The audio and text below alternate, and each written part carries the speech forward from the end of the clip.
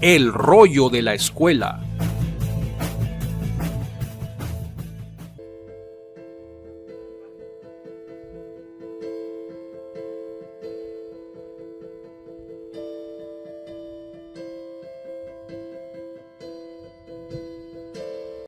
Muy buenos días, muy buenas tardes, muy buenas noches. ¿Cómo están todos? Dependiendo de qué latitudes se estén conectando con nosotros, yo soy Jesús Mendoza, mejor conocido como Josué Méndez en la Escuela de Alejandría. Soy el profesor en el área de divinidad. Y bueno, vengo a cumplir mi palabra, lo prometido es deuda. Habíamos estado hablando sobre el tema de excusas para abandonar la fe y pues que me habían solicitado bastante en los comentarios continuar esto como una serie, por lo que en efecto hoy vamos a retomar ese tema. Estas excusas van a estar divididas en distintos ángulos, o sea, vamos a hablar, por ejemplo, lo que nos compete hoy, la excusa de la contradicción bíblica, pero también vamos a hablar de la excusa de la violencia divina, también vamos a hablar de la excusa de las experiencias paranormales. Y también, por supuesto, no solamente dentro del área bíblico-académica, sino también dentro del área interpersonal. Lo que yo comprendo también como excusas son, por ejemplo, experiencias en la vida cristiana, experiencias en la relación con otros cristianos, el problema del sectarismo, que esa es una excusa muy, muy interesante. Yo personalmente la he vivido muy de cerca este asunto de, oh, me alejo porque ellos son unos sectarios, entonces el cristianismo, y es como que hay que extrapolar todo el problema al cristianismo, cuando yo soy de los que piensa que el sectarismo existe en distintos espectros de la sociedad, hay sectarismos incluso dentro del pensamiento ateo, entonces no me parece que eso deba de realmente ser un motivo para abandonar la fe cristiana, ¿no? Y una cosa que quiero dejar bastante claro es, yo no estoy tomando esto desde el ángulo directo personal a nadie. Si la gente está o no está de acuerdo con lo que yo pienso, eso es totalmente respetable. No le voy a pedir a nadie que no esté de acuerdo con las bases del cristianismo que tiene que estarlo,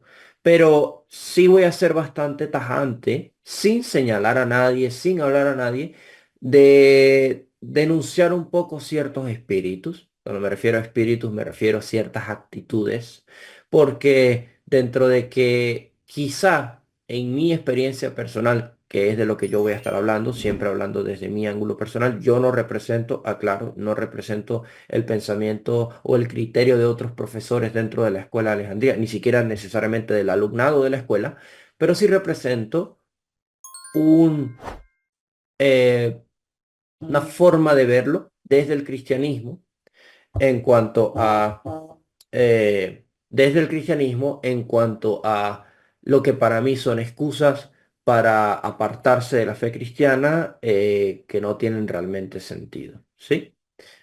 Este es el rollo de la escuela, que te puede tomar un momento, pero tiene fines eternos. El rollo de la escuela. Regálanos un like, suscríbete a nuestro canal, entérate cada vez que subimos contenido y compártelo en tus redes.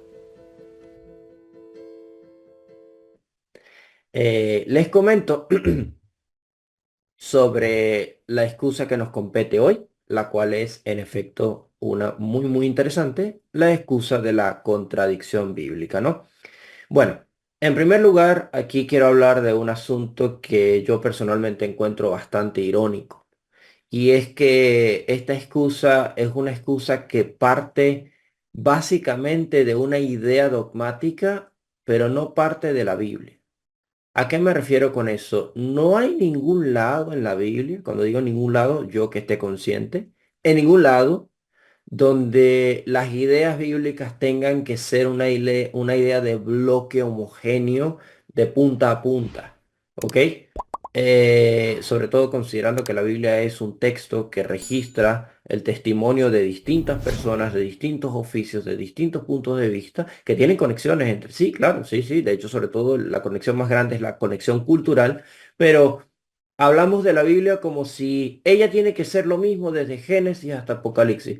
Es bastante interesante que dentro de que encontramos ideas que atraviesan toda la columna de la Biblia, por ejemplo, una idea que yo conozco muy bien, que es la del concilio divino, esa es una idea totalmente bíblica desde Génesis hasta Apocalipsis. Al sol de hoy todavía me sorprende que haya gente que tenga problemas para reconocer el concilio divino, pero sí, esa es una idea, vamos a llamarla eh, eh, una idea conectiva, columna, base, no sé, fundamental, esa puede ser una buena palabra, fundamental, que atraviesa la Biblia desde Génesis hasta Apocalipsis. Yo he hecho rollos de la escuela donde aclaro la importancia de la teología del concilio divino. De todas formas, en este momento manejo mucha más información. El año que viene, Dios mediante, estamos en el 2024, voy a estar dando una actualización muy importante a mi diplomado del concilio divino, y pues muchas de las investigaciones que he estado llevando a cabo a lo largo de mi carrera y también de mis estudios y mis investigaciones y de mi persona me han permitido dilucidar más ideas y tener más conceptos claros, ¿no? Sacando eso de en medio, hay ideas teológicas que atraviesan toda la Biblia, de tapa a tapa, ¿no? Si queremos pensar en la Biblia como libro, bueno, de tapa a tapa están esas ideas, pero ninguna de ellas necesariamente va al enfoque de la contradicción bíblica. Es decir, ninguna de ellas dice esto acá será exactamente lo mismo y nada de esto va a chocar en ningún sentido. Yo crecí bastante alejado de la traducción Reina Valera 60, aunque es una traducción que yo utilizo. De hecho, aquí está en mi biblioteca. Yo tengo mi Reina Valera 1960. También tengo una Biblia King James que está de este lado. Y tengo una New King James Study Bible, que es esa que está ahí arriba. O sea, yo tengo estas Biblias, las conozco, las estudio, tengo intenciones más adelante, si Dios quiere, de adquirir una Vulgata latina. Y bueno, entre otras bases textuales que ya yo empleo. El punto está en que yo no crecí con la tradición de la Reina Valera. No crecí ni siquiera acostumbrado a leerla. Yo nunca me la aprendía. Yo sé que hay personas que se saben de memoria pasajes de la Reina Valera 60. Excelente. Me sorprende esta gente que de hecho leyó la Biblia, pues completa, como ellos dicen, ¿no? Yo soy una persona que tengo que ser honesto. Hay libros de la Biblia que no he leído casi nada. Aunque sí los conozco, la gran mayoría, habré hecho algún repaso. Hay libros que no conozco. O sea, no los conozco lo suficiente para hablar de ellos, no han sido mi foco de estudio. No creo eso de que tengas que leer todos los libros de la Biblia para ser un buen cristiano. Si hay alguien que lo piensa, lo respeto, pero realmente no lo creo. Entonces, pero yéndome un poco al asunto de la contradicción, yo me encuentro con una serie de cosas dentro del estudio bíblico que no me hacen sentido que la gente defienda esto como si, uy, estás negando la inspiración verbal, plenaria, absoluta, acorde al dogma de la Biblia, al decir que la Biblia puede tener o no una contradicción. Para empezar, a mí no me gusta usar la palabra contradicción. Me parece que es una palabra un poco, ¿cómo se le llama esto? Un poco malintencionada. Es como si fuese una especie de forma de poner a la Biblia en contra de sí misma, o una forma de aclarar, mira, esto no puede venir de Dios porque acá no coincide. Ok, yo creo que la frase en sí es malintencionada, no la uso yo. Yo algo que utilizo que va directamente a lo mismo, pero creo que suena mucho mejor y explica mejor lo que ocurre en el fenómeno crítico textual de la Biblia, es lo que se llama opiniones encontradas. ¿Qué es eso? Un punto de enfoque en el texto donde hay distintas opiniones, distintas versiones, distintos testimonios, distintos puntos de vista, e incluso distintas teologías. ¿Ok? Por ejemplo, una contradicción que en realidad es una teología que está hasta cierto punto dialogando con otra, es la de a nadie Dios nunca lo ha visto. Eso es una frase que encontramos en el Evangelio de Juan, capítulo 1 versículo 18. Nadie nunca ha visto a Dios. ¿Ok? Y bueno, la gente se agarra de ahí para decir, no, pero es que dice en la Biblia hebrea que vieron a Dios. Sí, vieron a Dios. Ah, no, pero aquí dice que nadie nunca ha visto a Dios. Para empezar hay que ver cuál es la teología de Juan. La teología de Juan, en la época en la que se escribe, está por obvias razones de tiempo en el periodo del segundo templo. Su desarrollo viene del judaísmo del segundo templo, y en el judaísmo del segundo templo encontramos una serie de construcciones teológicas alrededor de la comprensión de las teofanías que ya son distintas de la Biblia hebrea. Por ejemplo, y todo esto yo lo explico en mis cursos, clases. Por ejemplo, yo recientemente di mi seminario del Dios bíblico, el Dios moderno, El Dios judío dista un poco, no tanto como el Dios gnóstico y el Dios cabalista, pero el Dios judío dista en algunos elementos del Dios bíblico, del Dios hebreo. ¿En qué sentido? El Dios hebreo es un Dios corpóreo, físico, se manifiesta generalmente y en una enorme cantidad de veces a través de teofanías, es decir, apariciones físicas, tangibles y audibles de la divinidad. Tiene distintas maneras de manejar estas teofanías, sea una tormenta, sea un varón, como el caso de cuando Jacob luchó con Elohim en Génesis 32, si mal no recuerdo, el famoso ángel de Yahvé. Son teofanías, ¿no? Y son generales en la Biblia, se encuentran a lo largo de todo el texto, pero cuando uno las analiza con atención se da cuenta de que ninguna de ellas pretende ser algo menos que la forma o la expresión física de Dios, es decir, visible, física, tangible, audible de la divinidad. Pero cuando llegamos al Evangelio de Juan, entonces la gente dice, ya va, pero dice que nadie nunca ha visto a Dios. Antes las epístolas, si mal no recuerdo, de Timoteo, donde dice el que habita en luz inaccesible. Y vuelve a la misma idea teológica de que nadie accede ahí, nadie ve a Dios. Claro, tú te tienes que ir un momento a qué idea tienen los judíos del segundo templo respecto al acceso a la divinidad.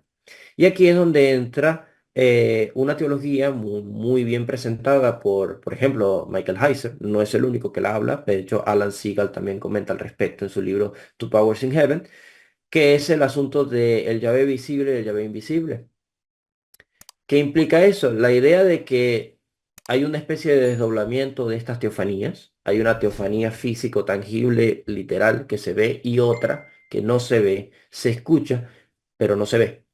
Esta viene de la idea de una readaptación del lugar santísimo en el templo de Salomón. ¿A qué me refiero? Ellos piensan, los autores bíblicos, que en el cielo hay un templo.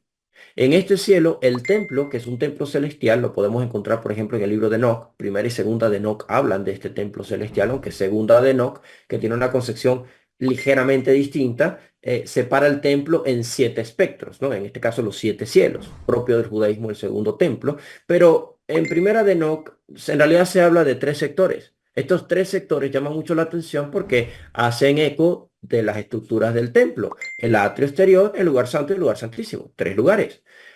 Enoc va a lo largo del texto accediendo a estos lugares. Si mal no recuerdo, está en primera de Enoc capítulo 14. Y a medida que avanza, va accediendo a lugares todavía más impresionantes, con manifestaciones de Dios todavía más espléndidas, más exageradas, ¿no?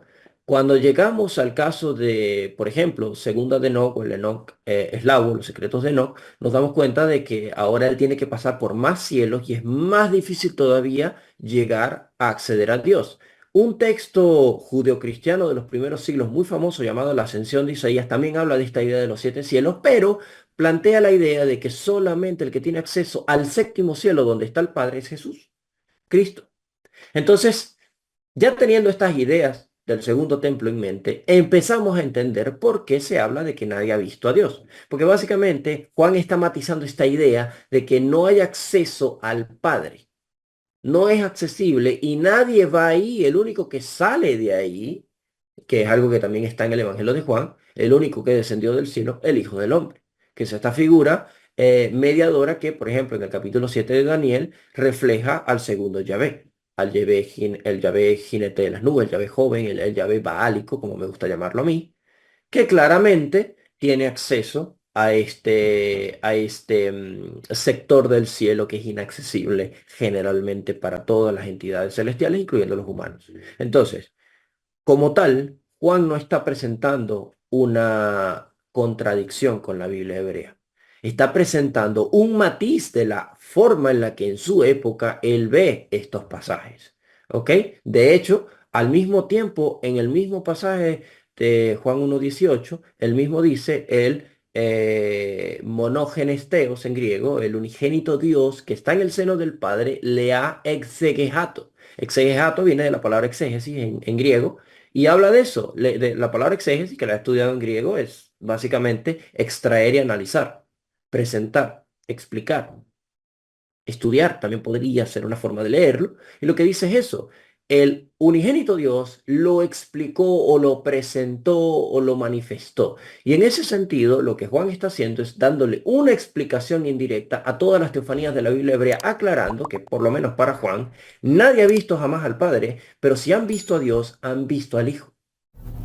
Han visto es esta teofanía que en realidad era el Yahvé menor, ¿no? Usando un lenguaje medio cabalista, ¿no? Entonces, ese es un ejemplo que no refleja una contradicción, sino que refleja una opinión encontrada. Juan tiene otra opinión, aunque está aceptando ideas de la Biblia hebrea claramente, sí, han visto a Dios, acepta que esos vislumbramientos de Dios eran vislumbramientos de Cristo antes de su encarnación. Claro, de ahí surge la doctrina de la preencarnación o preexistencia del Mesías. Y por supuesto, muchos trabajos académicos alrededor de de la llamada cristología angelomorfa o alta cristología de los evangelios es simplemente que ven en Jesús esta manifestación de Yahvé, básicamente, ¿no? Yahvé se encarna en Jesús y a quien vieron en realidad los profetas no fue al Padre, sino a Yahvé o el Hijo. Por otro lado, tenemos otro ejemplo y con este quiero finalizar este rollo, que es este ejemplo de las distintas versiones de de los eventos, ¿no? Nosotros nos encontramos precisamente que tanto en los evangelios como en el Pentateuco, aquellos que manejamos un poco la idea de la multiplicidad de fuentes, es decir, cuando hay varias fuentes que explican un mismo acontecimiento, siempre se discute cuál es la fuente tal. Por ejemplo, en la academia por mucho tiempo se manejó la hipótesis Q, es decir, la hipótesis de que hay una fuente de donde beben Marcos y Mateo. Y bueno, Lucas y Mateo se alimentan de Q por parte, mientras que Marco es una fuente alterna. Ok, esos son discusiones de crítica textual del Nuevo Testamento. Tengo que ser muy franco, no es mi área, no es mi eh, espectro de expertise para nada. De hecho, hasta cierto punto, si fuese así o no fuese así, me da totalmente igual, porque yo no encuentro problema en que hayan distintas versiones de los eventos. Después de todo, históricamente, todos los registros históricos de todos los personajes de la historia, todos, me refiero, todos, incluyendo los más recientes, tienen más de una versión de los acontecimientos. Si ahorita alguien quisiera escribir mi vida y tuviese que basarse en la opinión de un amigo mío, de los nietos de mi hijo, de la opinión de algún detractor político que yo tuve por algún motivo a lo largo de mi vida, lo más seguro es que va a encontrar tres versiones de Jesús Mendoza. Tres versiones de Jesús Mendoza que cuando se escriba un libro, si incluyen las tres versiones, van a encontrar que en una yo era el vivo demonio y en otra yo era un santo digno de la devoción y en otra perspectiva era una persona normal, que posiblemente sería la perspectiva de mi hijo, mis nietos. Porque mi hijo le contaría a sus nietos, bueno, mira, mi papá era así. Y él va a hablar, pues, lo bueno y lo malo que él veía, pero hasta cierto punto una idea muy bonita. Mientras que mi mejor amigo tendría una versión totalmente idealista de mí. Él era fantástico, no sé qué. Y tenemos a una persona, un detractor, que para él yo soy una escoria. Entonces, de cualquier manera, en mi vida, en este presente, no hay una sola versión de los eventos. No la hay. El problema es que queremos hablarnos en en una especie de código de inspiración absoluta que tiene que plantear la idea de que esto es así. A ver, una de las cosas que a mí me ayudó bastante, y aquí sí voy a otro ejemplo en la Biblia hebrea, eh, es el asunto de la creación. ¿Ok?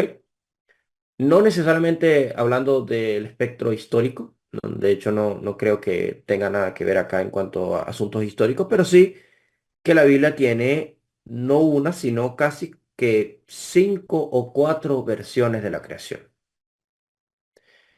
Si una de las discusiones más fuertes que ha habido durante el periodo del siglo XVII, XVI, XVIII ha sido cómo darle una validez científica al libro de Génesis, tenemos un serio problema.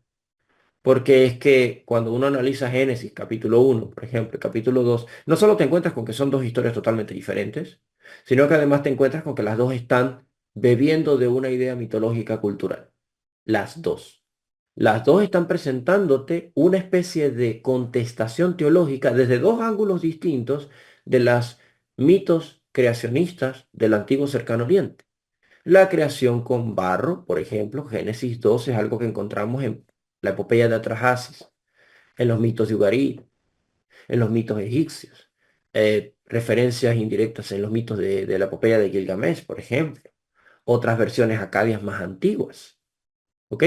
Te encuentras con esta teogonía de cómo se creó el universo a partir del caos, una versión que no llegó al Génesis, pero que llegó a ciertos salmos, que llegó al libro de Job, donde Yahvé tiene una guerra contra bestias del caos, el Leviatán, por ejemplo.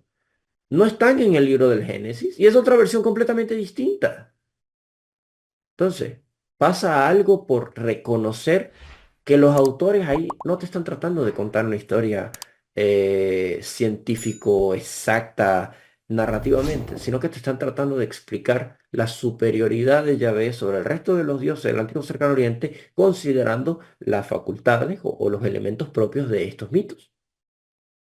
No tiene que ser una historia que tienes que unir de una u otra manera. De hecho, cada vez que se ha hecho eso, para mí han surgido las peores posturas teológicas que hasta el sol de hoy todavía se dicen. Por ejemplo, Lili.